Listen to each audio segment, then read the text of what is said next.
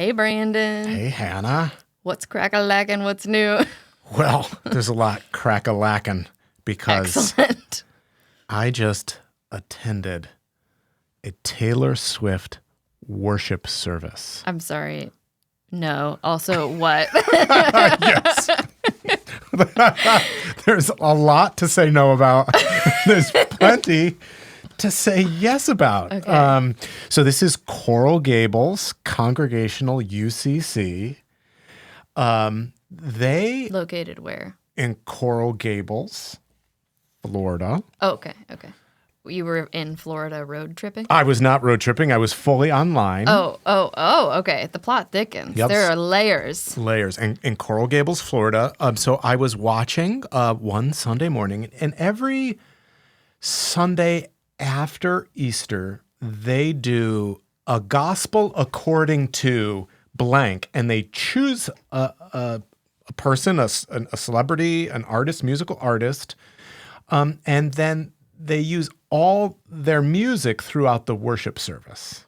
Brandon, I want to be open-minded about this. It's not happening. So here's a couple of insights. Okay. And I want to respect this community because they're trying to do it as well as it could be done. Okay. The music ministry was off the hook crazy good. I mean, they were doing this music about as well as it could be done by a group by a group of church musicians really beautifully. The sermon was exquisite. Wow. Drawing from various themes in Taylor Swift lyrics and drawing from the life of Taylor Swift. And sort of it's trying to find the chunky middle between the canon of Taylor Swift and the canon of Scripture. Uh-huh. So, like, kudos. Okay. Let me give one more Okay. kudo. I'm on their mailing list now. Like, I showed up online because obviously I'm a huge Swiftie, and I was curious. Yeah. And now for the rest of the year, they're You're kind gonna of be getting I'm going to be emails. getting their stuff, and they're inviting me to Sunday worship a couple times a week. Interesting. And so that's really interesting. Obviously, all your sort of head shaking, yeah, I would agree with. It's a Squinting. little strange, to be singing "We're Never Ever Getting Back Together." Well, my mom's Roman Catholic church she grew up in did this. They would sing like "Here Comes the Sun" around the fire with the priest. Yeah. This was a thing in the 70s and 80s, certainly, as part of the... And the church I grew up in would have like a pop culture opening song in the high school ministry, which was like hundreds of us. Yeah. Which was sort of like it was like a transition moment for people who hadn't been to church before. It was kind of cool. The band was really, really good. Really good. I know. But I'm hesitating. So here's the thing. And I wish Coral Gables well. I think they're exercising their creative muscle. I respect it. But from a purely philosophical, theological standpoint, no. Yes. So kudos to Coral Gables Congregational UCC. You did it about as well as it could be done. I think my observation is when you put Taylor next to the gospel, Taylor's gonna win in terms of attention. Okay. Right? And so that's the odd juxtaposition because you want the gospel to be driving the train. Yeah. But somehow Taylor was driving this train. And that's it's what also felt just so strange. because she's a living artist whose, religious affiliations could be known, what? Yeah. What? Are you doing violence to the text at a certain point? Yeah. So I'd be interested in hearing from listeners like what they think. Yeah. And go check them out at Coral Gables. They're really thoughtful people. Music ministry, incredible. Great preaching. YDS alum, pastor there. And spoken, as I think most listeners know, as a true devotee of Taylor. If they haven't caught that, they haven't been paying You attention. haven't been listening. So there's your invitation to go listen more and get all the Easter eggs. There it is. Of which there are a few. Easter eggs. You are a Swiftie. I love Said during the Easter season. I love There's it. a chunky middle. Oh my goodness. That's amazing. Well, what do we have on the docket today? Oh, we have a great conversation with Bishop Jeff, our bishop here in Connecticut, board member at Berkeley, reflecting on his leadership experience as a social worker, reflecting on his call to ministry, what it's like to be bishop, what gets him really hopeful. Yeah. It was a sweet, honest conversation. I was We missed so you. sad to miss it. I love Bishop Jeff. One of my friends who's a recent alum of Berkeley has texted me specifically to let me know, not that I have favorites, Bishop Jeff is my favorite bishop of all the bishops, is what she said. I get it. And yeah, it's not hard to understand why. Yeah. So You really feel his social work heart yeah. coming through his Episcopal ministry. Yeah. Oh, exciting. Okay, let me tell you about Bishop Jeff so the people understand that we have a great among us. The Right Reverend Jeffrey W. Mello is the 16th Bishop Diocesan in the Episcopal Church in Connecticut. He was elected in May 2022 and was ordained and consecrated on October 15th of that year. The vision and message of his ministry is to meet people where they are, invoking Jesus' ministry of invitation, and to empower them to do the work God needs them to do as followers of Jesus Christ in the Episcopal tradition. Without further ado, Bishop Jeff. Bishop Jeff.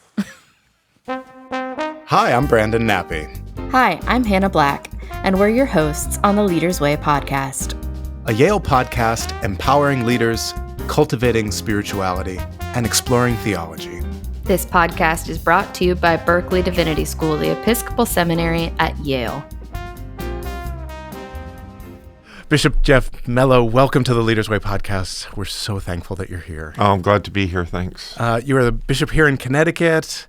You're also a board member, so you're part of our family. And we have been conspiring to get you to Yale Broadcast Studios for a couple of years now. So thank you. I know it's a full-time, and happy Easter. Thank you. Same to you. We've had a few bishops on the show, and I always love asking the question around the road to becoming bishop. I presume that the stork didn't fly you in. You weren't hatched as a bishop. Yeah. Can you share with us the path, maybe first to priesthood and then to the episcopacy? Yeah, thanks. This could take up the entire podcast, but I first wanted to be a priest, which I think is different. When my earliest memory is when I was 7, and I was playing with my best friends, Tricia Kennelly and Patrick McGuire. If you're listening, you're part of my story. And we would, hang out and play after school. And when it was, we would take turns deciding what we would play. And sometimes it was school, and sometimes it was office. And when it was my turn to decide what we were going to play, it was always church. And we would make a little church, and I would press Wonder Bread under the rim of a glass to make little wafers. And we would have church together, because church was my safe place. Church was my happy place. I couldn't wait to be at church. I would go after school. I'd say to people, church was my varsity sport. When I was a young person, I would do anything in the church that they would let me. It's where I learned leadership, right? You look at a kid and you say, hold this cross and lead us in procession. So the church was really my world. I grew up at church camp at the Episcopal Conference Center in Rhode Island, which is where I grew up. So church was always a part of my life. And it was somewhat of an assumed path. It's what my parents thought I would end up doing. My priest thought I would end up being a priest. I first met with the bishop to talk about ordination when I was 17. And then I went to college, and there's a whole wide world out there. And I wasn't sure that ordained ministry is what I wanted. And I had some things to figure out about my life and who I was and what I wanted. And so my path then took me on this tour of teaching. I taught kids with emotional and behavioral challenges, which I loved. which led me to nonprofit management, and I ran an organization for at-risk youth in Boston, which led me to social work school. I got my master's in social work at Simmons University. And then I fell in love with adult psychiatry, and I worked in the psychiatry department at Mass General Hospital for many years.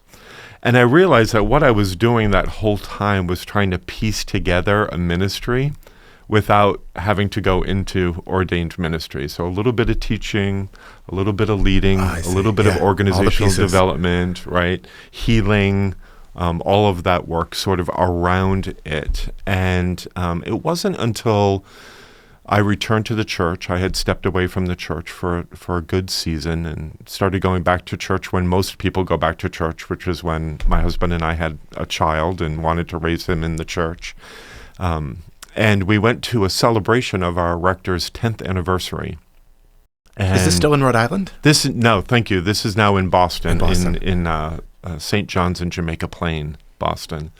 And we went to the celebration, and everybody's getting up and giving testimonials about the rector and who she had been and all the ways that she had touched people's lives. And I was sitting there hearing this, and I'm thinking to myself, oh, this is what I want to be doing. This is what I'm meant to do with my life. But I can't say anything because I just got my master's in social work. I'm in a boatload of educational debt. Yeah. And my husband, Paul, was sitting next to me, and we walk outside afterwards, and it was very cinematic. It was raining, and we're sort of standing out in the portico outside the church, and he looked at me and said, when I hear people talk about priests like that, I think that's you. That's what you should be doing. So we had this long conversation. And what was it like to hear that? Terrifying. Yeah. And I don't say that in the sort of like, because it was my heart's desire. And I had figured out how to put enough obstacles in the way that wasn't my responsibility, And for him to say that was like all of that just melted away. All the defenses went away. And then he said, the next thing he said, which was so wise, he said, you're not ever going to be happy in anything you do unless you ask the question. And if the answer is no, let the no be the church's to say, or let the no be God, but don't let the no be yours. So that's something that I've held as I've been talking with other people over the years in discernment. So I wrote my rector a one-sentence email that said, I don't know what this means, but I think I might be curious about ordination. And she wrote back and said, I've been expecting this email. So I went to seminary. I went to the Episcopal Divinity School when it was in Cambridge, and that was a great experience for me, and did parish ministry in Harvard Square. And then went into parish ministry. I was rector of St. Paul's in Brookline, which is a great, fabulous community. Spent almost 12 years there. The road to the episcopate it was more of a surprise to me. I think anybody who says, oh, I never thought about it, I don't know a lot of people who have never thought about it who have been in ordained ministry, because there is sort of a wondering about whether this is a possible path in the future. But it's not anything I ever aspired to. I didn't want to be bishop when I grew up. I didn't want to be bishop when I was ordained. What happened was I got to a place in my ministry where I started wondering how God was calling me to share what I had learned that far on my path in a new way. I didn't want to leave the parish where I was, but I felt a yearning and a calling to go somewhere new.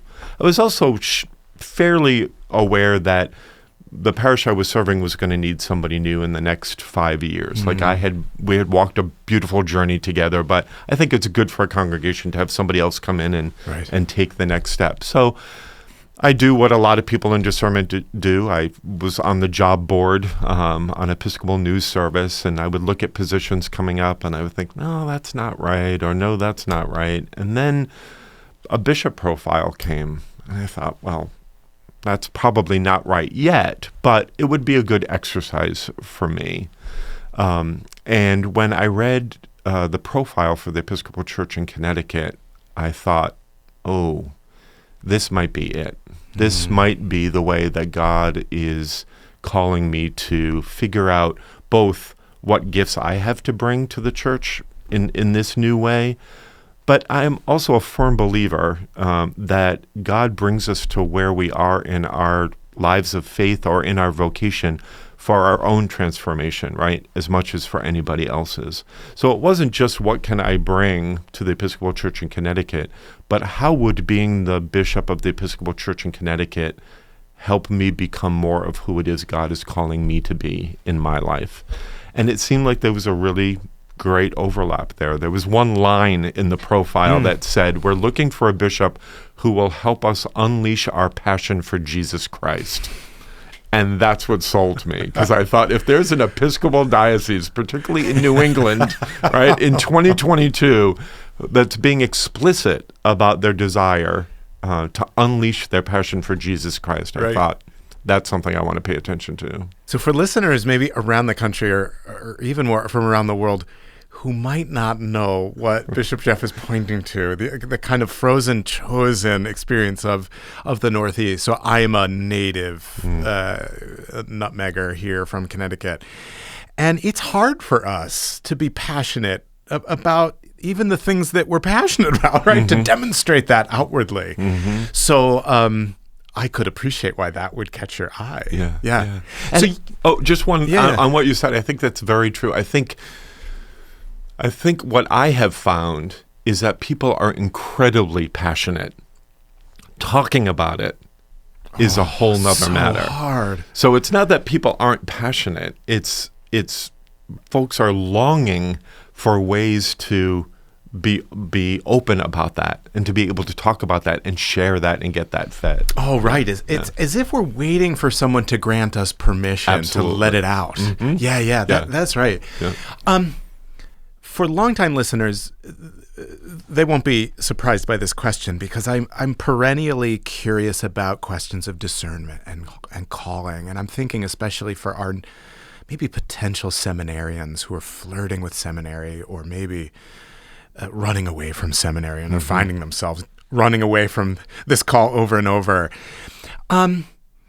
You've had many inflection points. You talked about teaching and running nonprofit and going to school for social work and then working as a priest, as rector. All of those, I presume, came with a very specific calling. And in your own life, how do you discern where you're being led? And I presume there's no one formula, there's no one silver bullet that gets this done. But how do you go about listening to God and knowing that, in fact, I am being led in this new direction, however terrifying? Can you help us? I think for me, this is one of the things I love about discernment in church, is we do discernment in community. And it's not just me listening to, because, I could definitely get on board with whatever I'm thinking I should be doing, right? But I get to test that out, and I get to test that out in prayer and take it to God and listen for how God might be moving in this question. But I also get to test it out in community, and I get to talk with other people of all different walks of life and say, this is what I'm thinking. How does this land?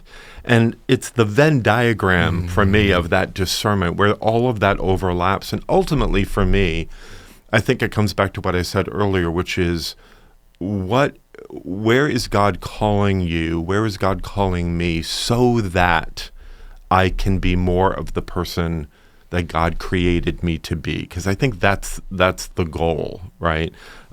So that I can better serve God in whatever way that is, right? And I've also noticed that when I've done discernment, I think well, all the other pieces of my life are better served by it.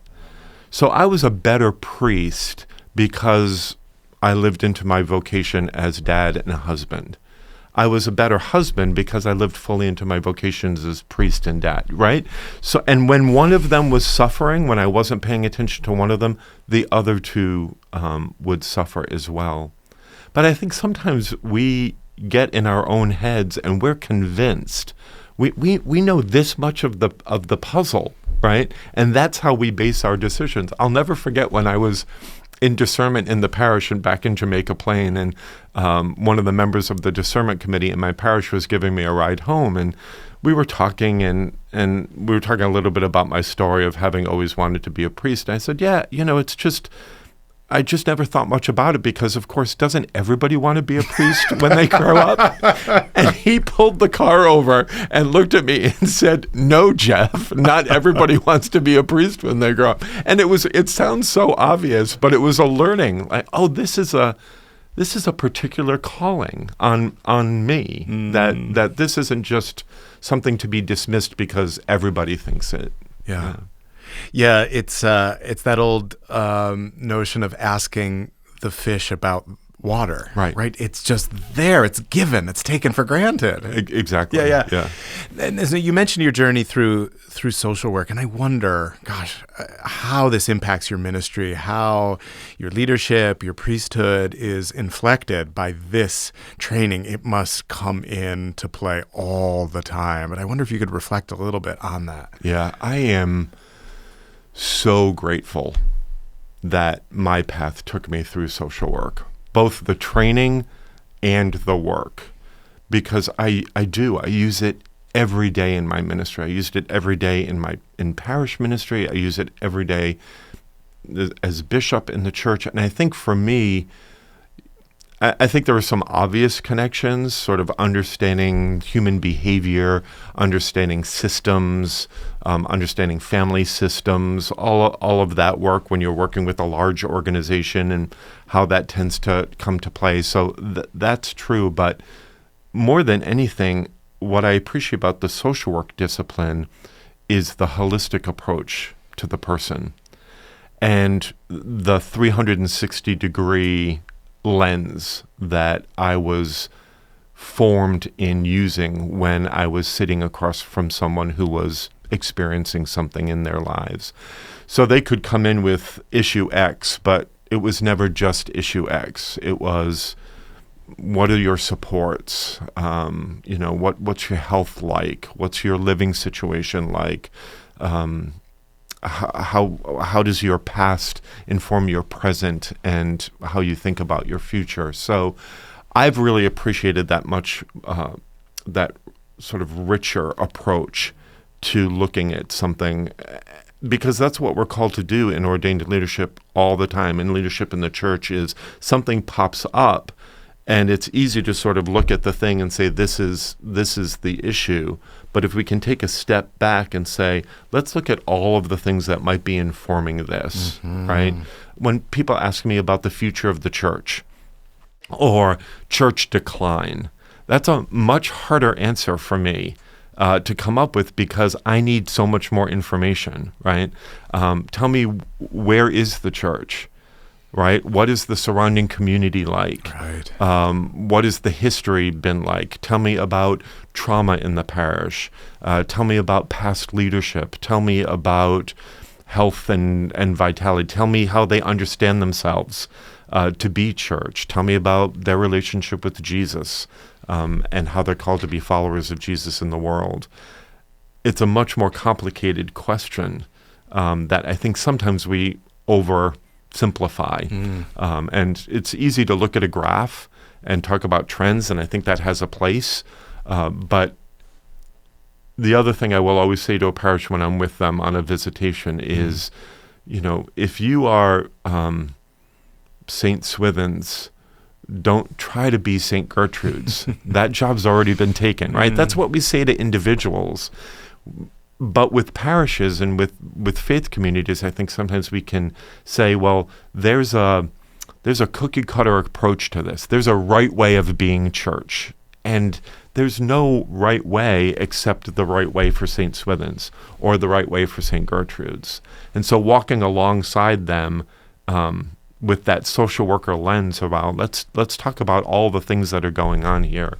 I'm really grateful. The other thing, of course, in my social work experience, is centering and working with folks who have been pushed to the margins.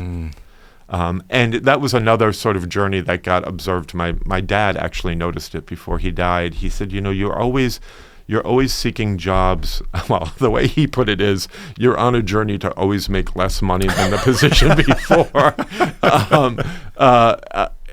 But what that was really about was getting called to places that were serving the folks that our society didn't value.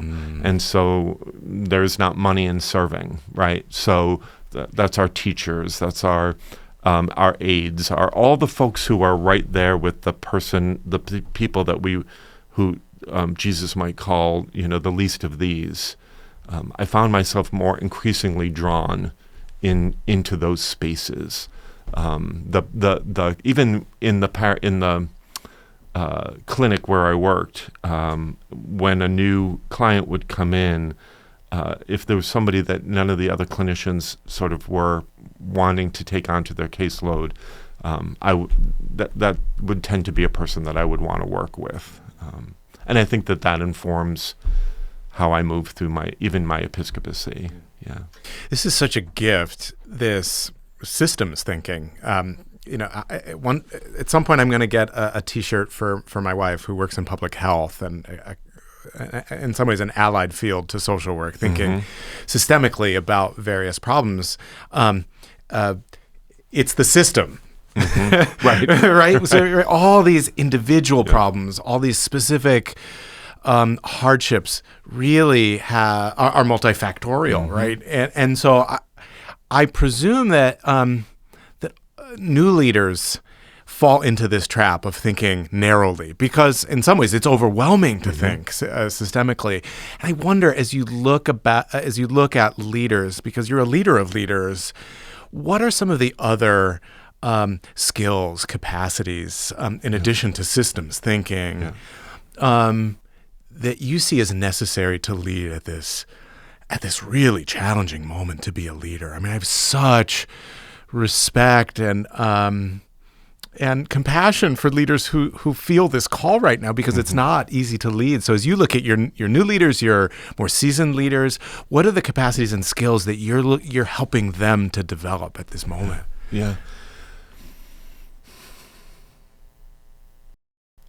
What I'm seeing folks really needing to lean into right now in leadership in the church is flexibility, a nimbleness, curiosity is huge. A posture, I call it a posture of curiosity, and that's a skill that I think a lot of leaders need to develop. And I've talked a little bit about this before, a willingness to fail and not always feel like you need to be right or give up the fact that you always will be. And longing. So I think for me, it's curiosity, flexibility, and longing. And if that can be your posture, that will lead you in the places where you need to be going. And it will prepare you for how to respond to what your leadership challenges will be. If there's rigidness or an inability to be flexible or pivot, that's where folks run into trouble because they don't know how to move in that space. And it's also our leading is also teaching. Those of us in ministry, lay and ordained, we teach by the way that we lead. So how we want the folks in the pews or people who are curious about the church to understand who we are as church is taught by how we lead in the church.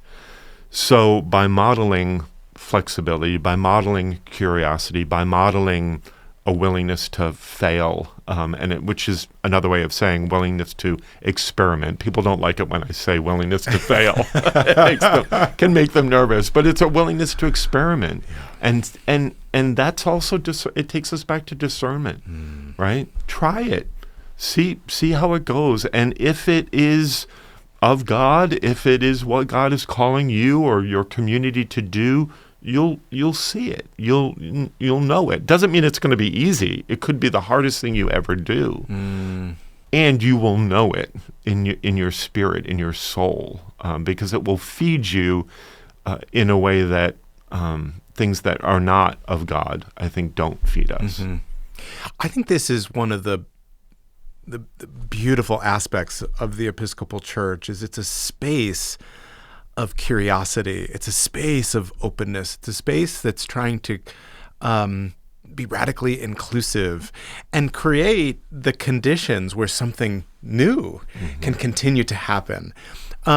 Because I think maybe some of our listeners who are not rooted in this tradition might be scratching their heads thinking the church hasn't historically been a place of experimentation, hasn't been a place that's encouraged failure. In fact, has encouraged uniformity and a kind of faithfulness rooted in certainty. And I wonder if you could maybe shed some light, especially for either folks standing outside the tradition or people standing right at the center of the tradition. They're being ordained and they're in a seminary, right, where they're trying to get good grades and they're trying to do it right and follow all the rules. And it comes from a really earnest place, right? And we love our rules, right? But then when they step into priesthood, and they are the symbol of the rules, and you're encouraging them to be creative. And shine some light on what you're suggesting, because this is really fascinating. I think it's the signature blessing and gift of the Episcopal Church to walk this middle path and hold all these beautiful tensions. The time in which we are in is a time for which the Episcopal Church exists, because our tradition brings so many skills and gifts to bring to this moment. What we hear people craving in the world right now are things that we center as who we are as people of in the Episcopal Church. The middle way, of course, but also the things that lots of faith communities offer that feed us and that are at the center of who we are. Community, praying shapes believing. So the prayers that we say over and over again help, we believe, shape our hearts and shape the way that we move in the world.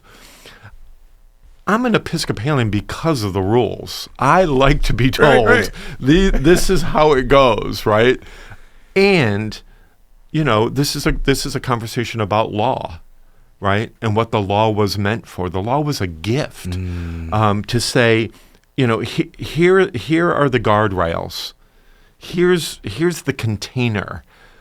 Play within the container. You don't have to worry about the container anymore. The container is set, and our job is to play and to push in the porous nature of the container in which we live. So, as a bishop, one of my central vows that I took at my ordination was the unity of the church, and I take that vow seriously. Part of that unity is staying true to who we have always been. And I think sometimes, we say this is a hard time to be a leader in the church, and I think that's true. I'm not sure that over the course of 2,000 years, there's been more time that it's been easy than hard, right?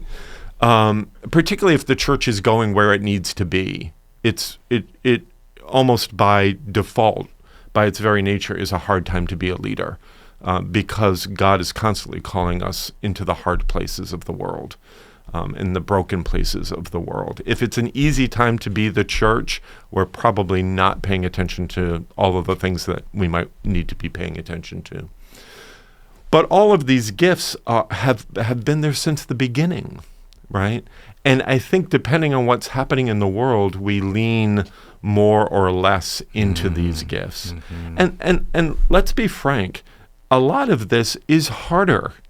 It's harder to be flexible. It's harder to be creative. It's harder to live. We love talking about how we love the questions more than the answers.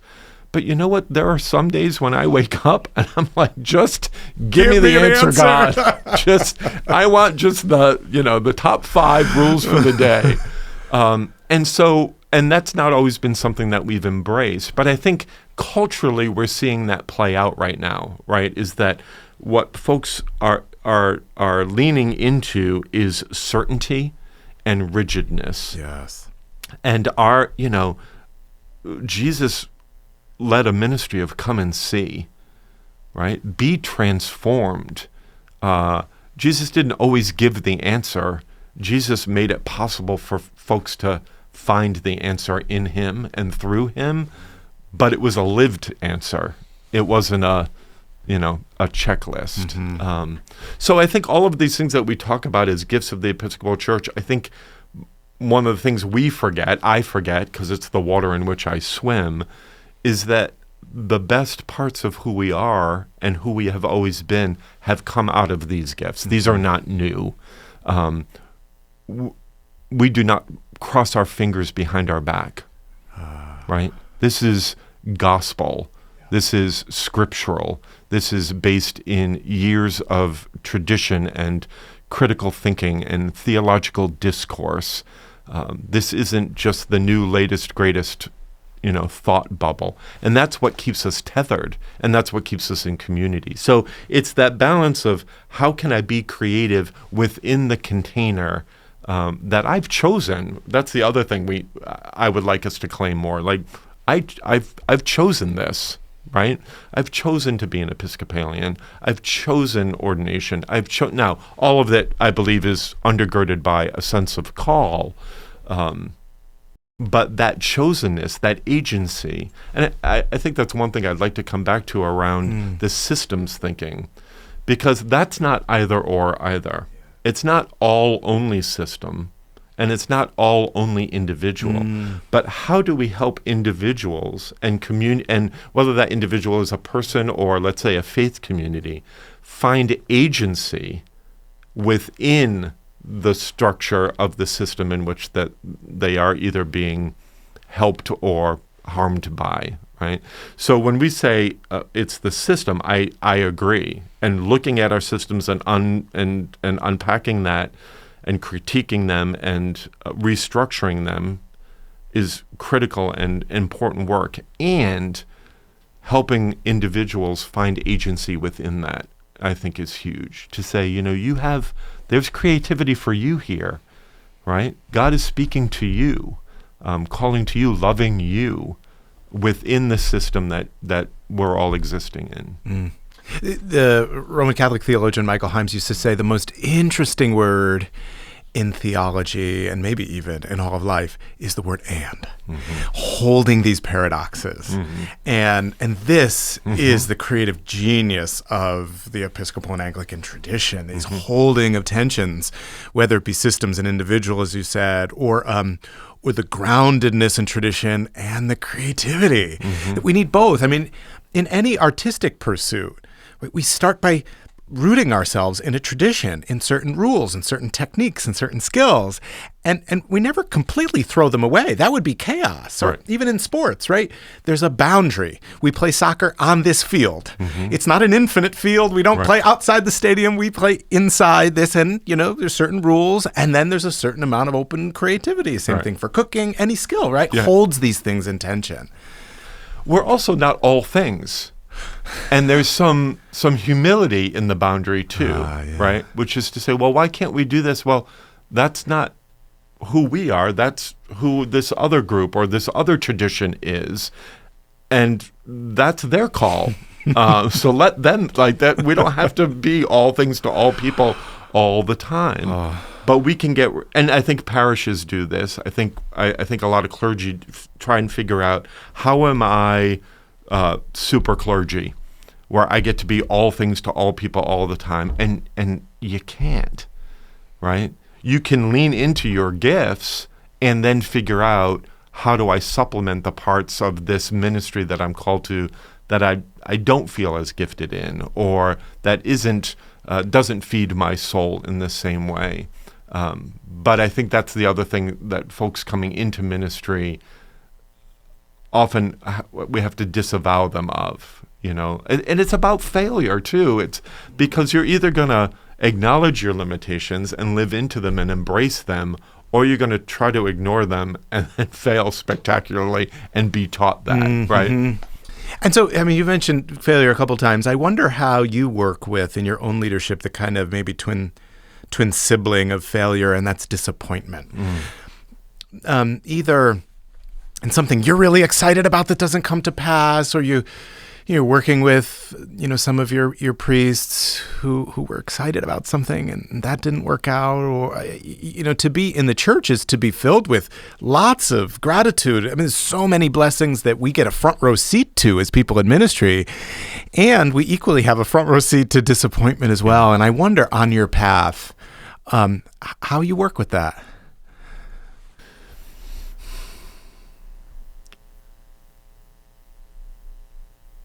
Disappointment is hard when I let it get connected to my ego. And when I'm disappointed, often it's because I am disappointed that some idea I had wasn't the right idea. And that's a teaching that I'm being offered. But I'm only disappointed when I think my ego is getting in the way. Sometimes I can get disappointed on behalf of others. I might be sidestepping my ego there a little bit. But the disappointment really comes from, oh gosh, I gave my heart to this. I gave my energy to this. I'm so frustrated that the church is so slow on X, Y, or Z. So the disappointment is really about my relationship with something I love. And the other side of failure, or the twin side of failure, might be disappointment, but I think there's also the gift in disappointment is the longing that's behind it, right? Why am I disappointed? Is this about me, or is this because I really love these people and really want to see them thrive, and that wasn't that clearly was not the way that's going to happen. So I'm disappointed. I'm disappointed in myself, but I'm also sort of disappointed in general. I actually think part of the discipline of living with disappointment is something that you said, which is I don't think we do as well, which is steeping ourselves in gratitude. And that that's certainly a New England thing as well, right? Let's not sort of talk about that. But I think if I am practicing a practice of regular gratitude, then that shifts my lens for disappointment. Yeah. Because then I'm looking and I'm saying, oh my gosh, God, look at all of these incredible things that happened over the course of this week. And this one thing didn't go as I might have expected it. If I'm not practicing gratitude, the only thing I'm taking out of that week is my disappointment. That's the only thing that happened, right? Can be my lens. And so I think the balance of and then letting it go and wondering, this is sort of in systems and with Heifetz, getting up on the balcony. And that's where the curiosity comes from. Yeah. Oh, I wonder, I clearly misread that, how that was going to go or what they needed. I wonder what that was about. I wonder why it didn't work, or I wonder, rather than what did I do or not do. I think when we put anybody in any sort of vocation, it is a practice of constant disappointment, right? I mean, parenthood, right? Being a spouse, living in the world, there are constant opportunities for growth in how we live with disappointment. Whether that disappointment is sort of the big, I didn't get into this school, or I didn't get accepted into this program, or that didn't happen, but also, gosh, I had these hopes and longings that may or may not be coming to fruition. And for me, that's all an opportunity to come back to God and say, God, let me check out my longings, right? Let me check out my desires. Were those for me? Were those for someone else? Is my ego caught up in here? And And then ultimately, God, what do you want in all of this? And then it puts me in the posture of curiosity with God, right? Which is really exciting for me, where I get to say, God, what is your vision here? What is your hope here? And then help me understand it. And then give me the tools I need to follow it. So, you mentioned this aspect of disappointment, or maybe it's a precursor to disappointment, and that is that you love your people, right? We're disappointed about the things that we love, and for people for whom we care. And it's just so clear that you love your people, you love your ministry, you love the church. I wonder if you can speak a little bit about it. It's just so evidently clear, and it seems to me like the more of the water you swim in. Has that always been the case? I think so. Yeah. I mean, I think it was probably imprinted on me because the church loved me, right? So I have an incredibly privileged experience of growing up in a church that it was just, again, it was in the water, right? Like, I never heard explicit, Jeff, the church loves you because, or God loves you because, but it was communicated to me, right? Like, so I think that imprint, that is sort of what I take with me in my journey. And it's why I want folks to be in relationship with God, is to know that unconditional, abundant, overflowing love that is not love them and leave them, right? God does not leave me alone because God loves me. God calls me into transformation because God loves me, right? But when we are loving somebody into transformation, that's very different than when we shame people into transformation, right? So loving I think that's the first floor of ministry, right? Is, as bishops and priests say it to new priests and to new bishops, say your prayers, love your people. At the end of the day, say your prayers, love your people. Doesn't mean you like them all the time, but by gosh, you want to be loving them, because this work is too hard to do if you don't love the people you're serving and working with, right? And that's another discipline, and it's not Pollyanna. It's not simple. It's not easy. It's sometimes loving your people enough to say really hard things. Mm-hmm. It's loving your people enough to not do the thing that seems the brightest, shiniest object in the room, but isn't in the best interests of your people or the church or whatever purpose you are trying to serve. So I think loving your people, if you can't figure out how to do that, I would encourage you to think about something else. I'm actually not sure what I would encourage you to think about, because I want everybody loving their people. Whoever your people are, love them. And that, that's back to the tradition and the gifts of the tradition. I say that on my Sunday visitations. I said, one of the gifts of the church is we get to love one another before we know whether or not we like each other very much.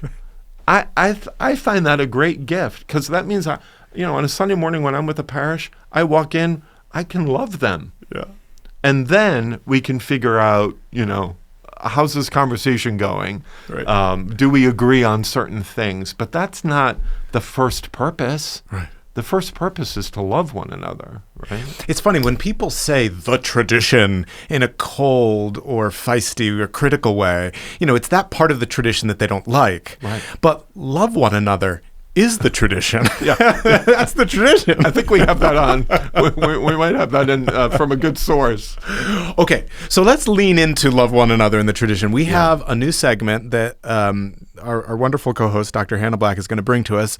Listeners will notice that Hannah is traveling this week, so she's not here, but she is going to appear to us through the miracle of a pre-recorded monologue.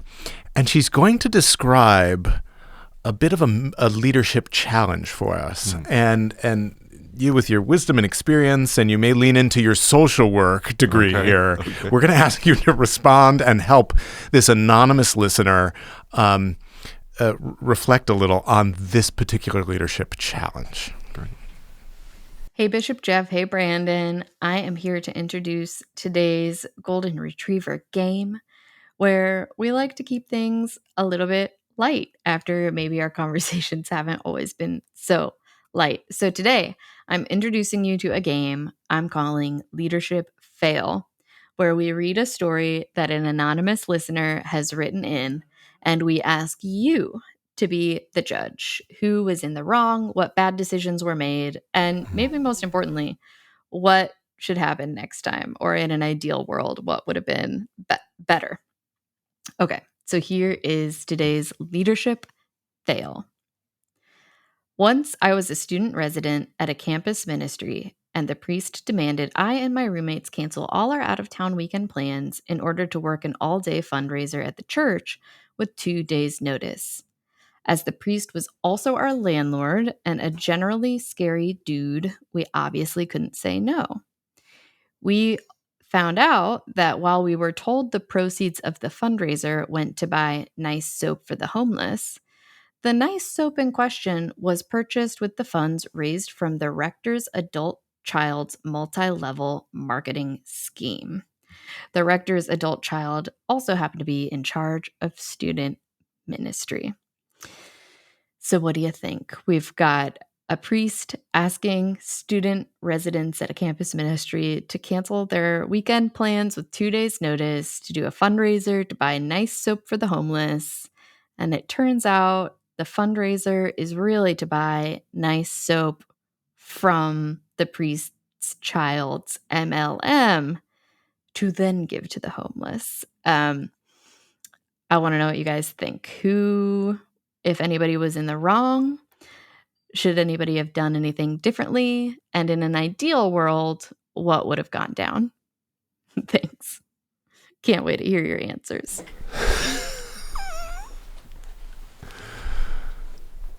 Wow. We're not fooling around. No. The Leaders Way podcast. Indeed. I'm trying to figure out where to even begin in this conversation. I mean, again, the social worker in me has more questions than answers right now, because I'm very aware that the priest in question's voice is not in the room, and how she or he might have understood the sequence of events. And I think almost everything we talked about is present in the story, right? Which is, how are you loving your people? How are you building trust? I mean, I think Dr. Teresa Morgan, who you had on recently, talking about the concept of trust and how God trusts us, the therapeutic trust that God gives in us, and how we are called to build that in community. It sounds like there's a lack or a broken trust that pre-exists, I think, this interaction, or I would have a hard time understanding that this would have even happened, right? So it's, how are we loving our people? How are we establishing trust?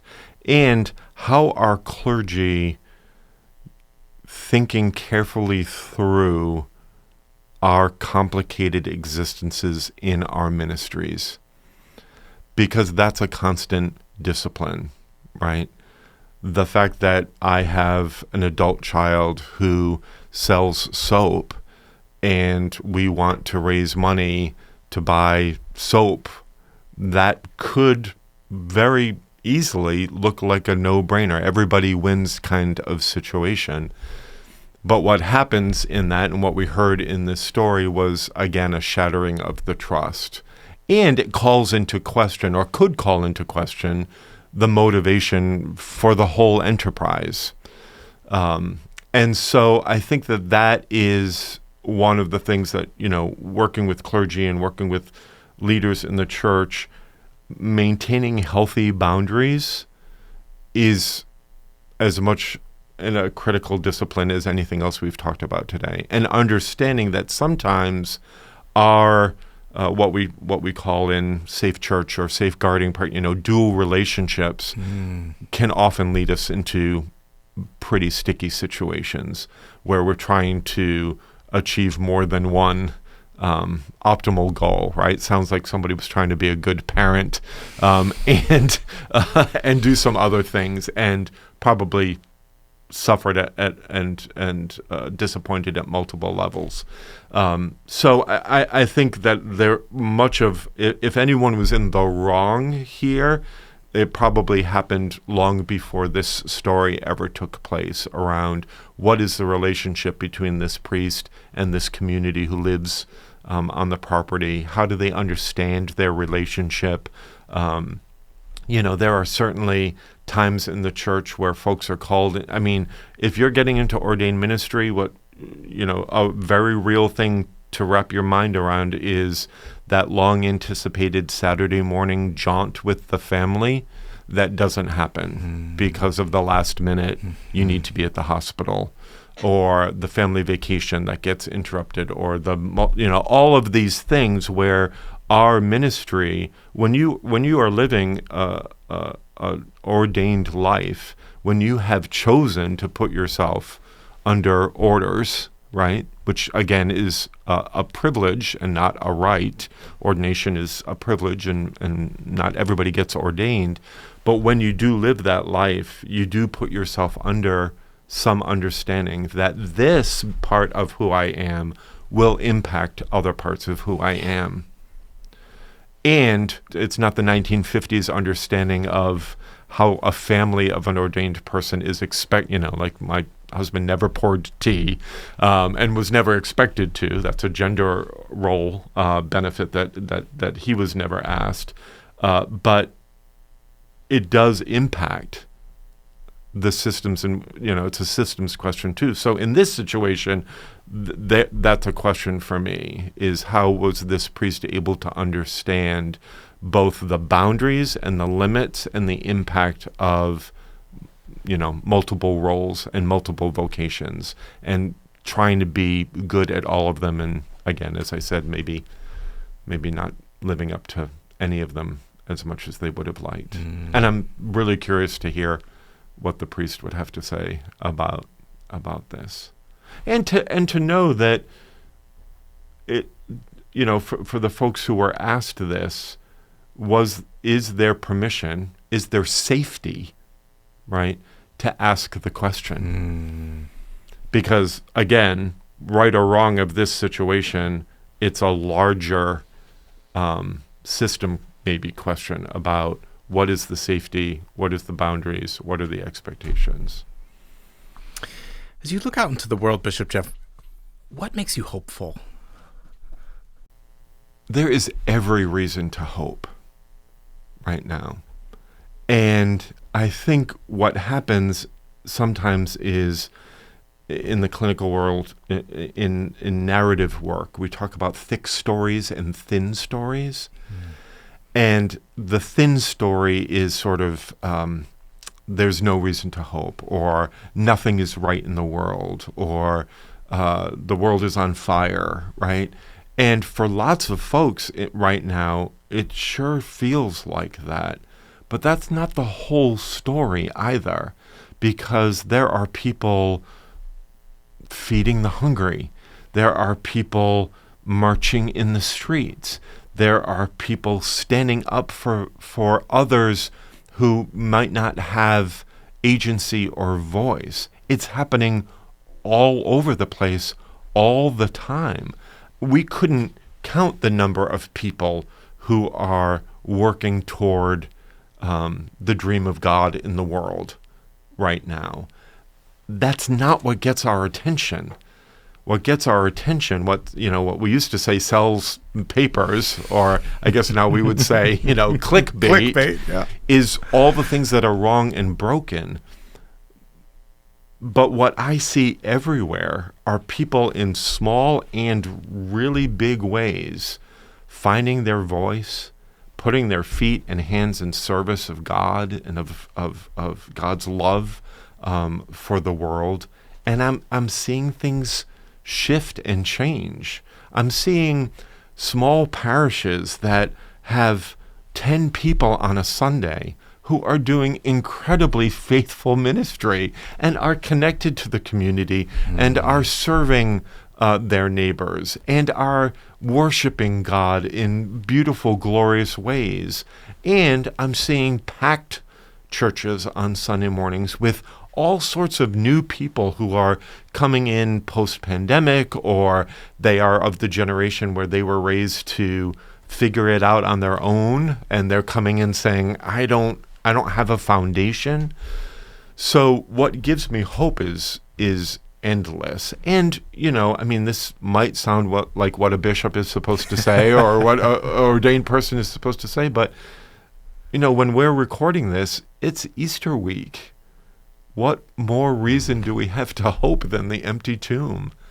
And what I love is that it's two parts, right? It's he is not here, he is risen. Both those things. And so that, that victory even over death, triumph over even the cross, we know that. We live in that, We are, as I said in my Easter sermon, we are not called to be a Good Friday people. We are a people of the resurrection. And Bishop Jake Owensby wrote in a reflection that I really appreciated, that we are called to live in the resurrection, to be partakers of a resurrected life, to be people of bringing resurrection where there is death and where there is fear and where there is brokenness. We get to do that work, right? We get to partner with God and be the menders and be the repairers and be the bringers of good news. So why wouldn't we have reason to hope right now? There's lots of work in front of us to do. As I also like to say, our job description is the same as it ever was. Right? Our baptismal promises are there. Who we are called to be as a people of God, love one another. That doesn't change. How we are called to live into that's the question for us in this moment. Mm-hmm. But God gives us everything we need to do it. So we have hope. It's clear that you're saying that not because you're a bishop, but because you believe it. I mean, I don't know how else we do this, right? There might be people out there who could do it without love and without hope, but beats me. Well, before we ask for your blessing on the podcast and on our listeners, it's a favorite way of ours to close with Leader's Way lightning round of questions where we get to know odd things about you that that maybe you haven't shared before. So the invitation here, if you're willing, is to not think too hard and answer as quickly as you can.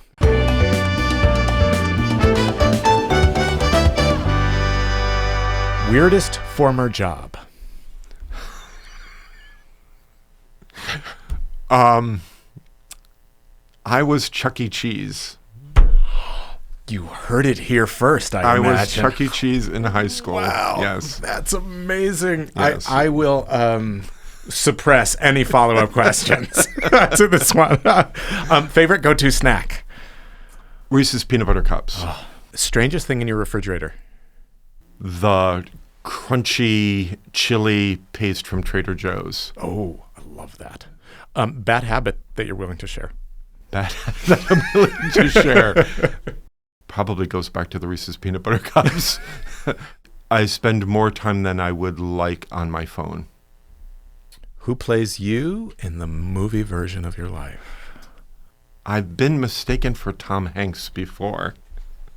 So I would love Tom Hanks to play me in the movie of my life, but I would really like to play Tom Hanks in the movie of his life. You blessed us in countless ways already. Thank you, Bishop Jeff, for being with us. Thank you for your leadership, the light you shine in our community. Would you bless us one more time with your own blessing? I would be happy to. I brought a prayer to share, and it's one that's probably well known to listeners. It's the Merton Prayer. But I brought it because it highlights a couple of central themes for me about life in ministry and a life of faith, which I think there's such humility in here. But I love the posture of our desire to please God, pleasing God. Because at the end of some days in this work, that's all I have is I get to the end of the day and I think, well, God, I hope something that happened today pleases you. And that's sometimes all I can take from a day. My Lord God, I have no idea where I am going. I do not see the road ahead of me. I cannot know for certain where it will end, nor do I really know myself. And the fact that I think I am following your will does not mean that I am actually doing so. But I believe that the desire to please you does in fact please you. And I hope that I have that desire in all that I am doing. I hope that I will never do anything apart from that desire. And I know that if I do this, you will lead me by the right road, though I may know nothing about it. Therefore I will trust you always, though I may seem to be lost and in the shadow of death. I will not fear, for you are ever with me, and you will never leave me to face my perils alone. Amen. Amen. Thanks for listening to the Leader's Way podcast. You can learn more about this episode at berkeleydivinity.yale.edu/podcast. Follow along with us on Instagram at theleadersway.podcast. And you can rate and review us on your podcast app, and be sure to hit follow so you never miss an episode. And if you'd like this episode, please share it with a friend. Until next time. Peace be with you.